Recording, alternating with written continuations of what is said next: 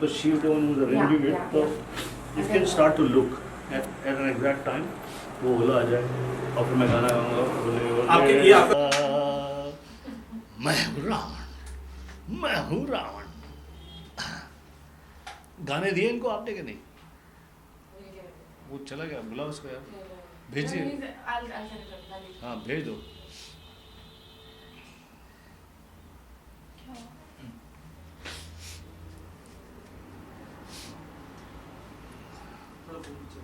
नीचे बस। स्टार्ट।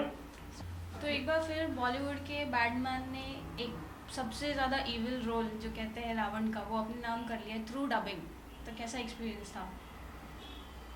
क्या कहा तुमने? सबसे ज्यादा मुश्किल रोल है रावण का, सबसे ज्यादा चैलेंजिंग रोल है रावण का, क्योंकि इससे पहले जो फिल्मों में मंच पर रावण दिखाए गए, बहुत अच्छे अच्छे कलाकारों ने रावण की भूमिका निभाई, बहुत अच्छा निभाया, लेकिन गड़बड़ ये थी कि सभी ने एक ही रिदम, एक ही सुर में वो रोल को किया। सभी बस सांस फुला के चिल्लाते रहे, हे हा हा। मेरी फिल्म के डायरेक्टर रोहित वैद्य, उसने पहली चीज़ ये की कि सर मुझे इस रावण को उस तरह से पोर्ट्रे नहीं करना, मुझे इस रावण को पोर्ट्रे करना है कि जैसी सिचुएशन है, जैसी अंदरूनी भावना है, उस प्रकार की एक्टिंग है, उस प्रकार का क्या कहते हैं कि अभिनय करना है। पहली बार स्क्रीन पर आपको दिखाई देगा कि रावण जो है वो इमोशनल भी है, जब चैलेंजिंग सिचुएशन में है तो पूरा ब्रावाडो भी है उसके अंदर, जब वो किसी को इस्तेमाल करना चाहता है तो उसके अंदर उस प्रकार की टैक्टफुलनेस भी है, जब वो किसी को चैलेंज करता है तो उसमें उस तरह का वो है। तो ये सारी चीज़ें इस रावण के अभिनय में आपको दिखाई देंगी। सर अगर हम मूवी की बात करें तो फिल्म में ऐसा क्या एक्स फैक्टर है जो ऑडियंस को अट्रैक्ट करेगी? फिल्म बनाने वाले प्रोड्यूसर रूपाली सिंह, अभिमन्यु सिंह और डायरेक्टर रोहित वैद्य का ये मानना है कि यंगर जनरेशन पुरानी कोई कहानी देखना नहीं चाहती, सुनना नहीं चाहती। उनको लगता है कि what's new, we know the story of lord Rama and he went to jungle and he won over the evil. बात तो करेक्ट है, वो क्यों देखने जाए? पर ये कहानी जिसके अंदर इतने सारे फैंटास्टिक मॉरलिस्टिक मैसेजेस छुपे हैं, वो हमारी इस जनरेशन को तो पता ही नहीं चलेगा। उन्होंने ये फिल्म महायोद्धा राम इस तरह से प्रेजेंट की है, कैरेक्टर्स को इस तरह से प्रेजेंट किया है कि younger people will be fascinated to see जिस तरह से भगवान राम इस फिल्म में प्रेजेंट किए गए हैं, young, handsome, fit, great, rising up, warrior, athlete, everything. किस तरह से रावण को प्रेजेंट किया गया, किस तरह से सीता जी के रोल को प्रेजेंट किया गया है, ये सारी चीज़ें। और सीन के अंदर जो ह्यूमर है, जो सीन के अंदर फन एलिमेंट है, वो यंगर जनरेशन को माइंड में रख कर किया गया है कि younger generation should see this and feel fascinated. कि हम पिक्चर इसलिए की कि भाई इसलिए की कि this present generation must understand the tremendous tremendous story of Lord Ram. हमने कुणाल से भी पूछा था, तो उनके मानने से तो रावण का रोल काफ़ी पावरफुल है मूवी में। आपके लिए कौन सा रोल सबसे ज़्यादा पावरफुल है? सीता है, राम है या रावण? रावण। कुणाल ने बिल्कुल सही कहा। दरअसल कुणाल कपूर जिसने भगवान राम की एक्टिंग की है, इस फिल्म में आवाज़ दी है, मेरे बड़े अच्छे मित्र हैं। हमने फिल्म कौन कितने पानी में है काम किया था। बहुत बढ़िया एक्टर है कुणाल, एंड सही मानना है उसका, क्योंकि ये इस कहानी में रावण का बहुत इंटरेस्टिंग, ज़बरदस्त रोल है। फिल्म में लक्ष्मण की भूमिका मेरे एक दूसरे बड़े प्रिय मित्र जिमी शेरगिल ने की है। Another fantastic actor, wonderful person. हमने फिल्म बुलेट राजा में काम किया और बहुत सारी फिल्मों में काम किया। He is done very good job as Lakshman. Mouni Roy, sorry मैंने उसका कोई काम देखा नहीं है, बट मैंने सुना बहुत नामी एक्ट्रेस हैं टेलीविज़न पर, और and everybody likes her and loves her. And मैंने देखा नहीं, बट इस फिल्म में सीता का काम उन्होंने बहुत अच्छा किया है। चैलेंजिंग मामला है, इंटरेस्टिंग एक्टर्स हैं, इंटरेस्टिंग प्रेजेंटेशन है, और रावण का गाना भी है। सर आपकी डबिंग की करियर की बात करें तो आपने बॉलीवुड के साथ साथ हॉलीवुड में भी काफ़ी प्रोजेक्ट्स किए। रिसेंटली एक बड़े फिल्म मेकर स्टीवन स्पीलबर्ग के साथ भी काम किया, कैसा एक्सपीरियंस था? जी, मैंने स्टीवन स्पीलबर्ग की फिल्म द बिग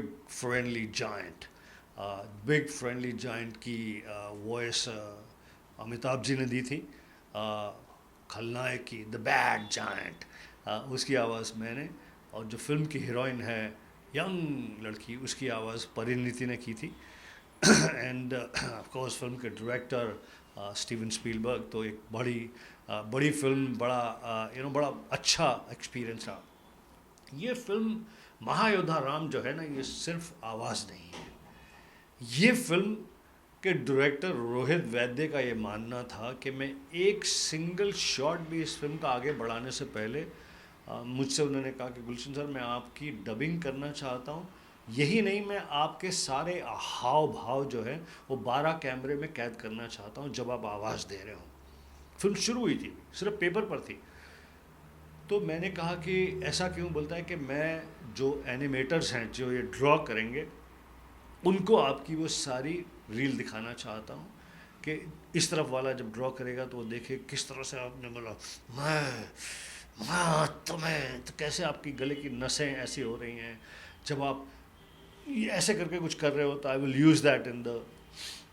तो मुझे एक पूरे लिटअप कमरे के अंदर सब तरफ से लाइट, सब तरफ से कैमराज ने घेरा हुआ है मुझे, और तो और ऊपर टॉप से भी, और उसमें मैं माइक पर एक्टिंग कर रहा हूँ 12 कैमरेज के सामने, and including my back is being covered. So ये पहला एक यूनिक एक्सपीरियंस था फॉर एन एक्टर कि जहाँ पर ना सिर्फ आवाज़ बल्कि मेरी एक्टिंग को भी कैप्चर करके कुछ हिस्सा एनिमेशन के अंदर डाला।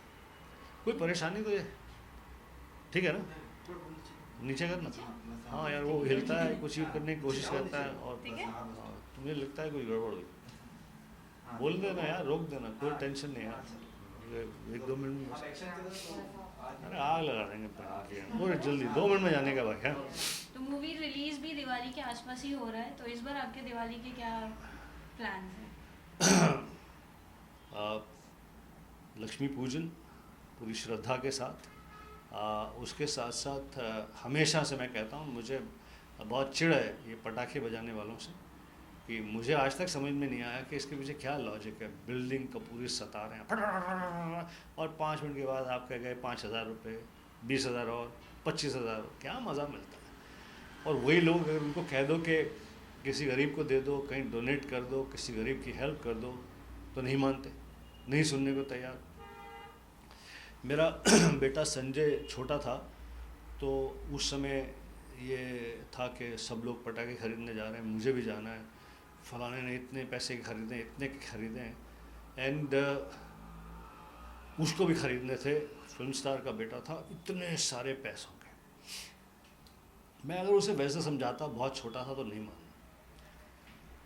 तो I said sure will buy, but I want to take you for a ride. मैं उसे लेकर गया, एंड जहाँ पर ख़राब इकोनॉमिकल कंडीशन में लोग कोई सड़क पर को कहीं रह रहा था, आई सेड बेटा that cracker that you are going to burn, वो 30 सेकेंड्स में ख़त्म हो जाएगा। एक पूरे क्रैकर जलाने में आपको आधे घंटे में ख़त्म हो जाएंगे।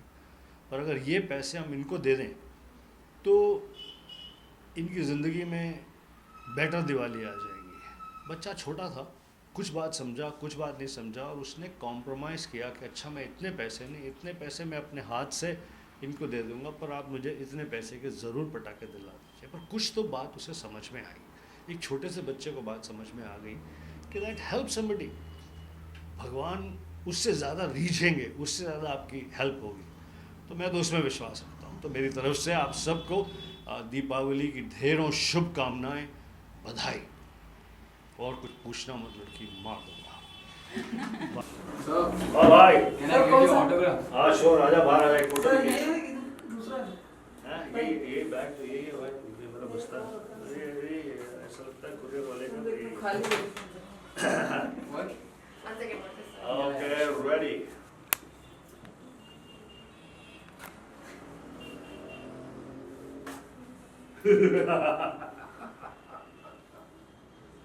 बंद करो ये नाच का। आजा भाई बाहर, आजा, उसका एक फोटो खींच दो। तुम brother please. Thank you. Thank you very much. For more news and gossip, don't forget to subscribe to Bollywood Helpline.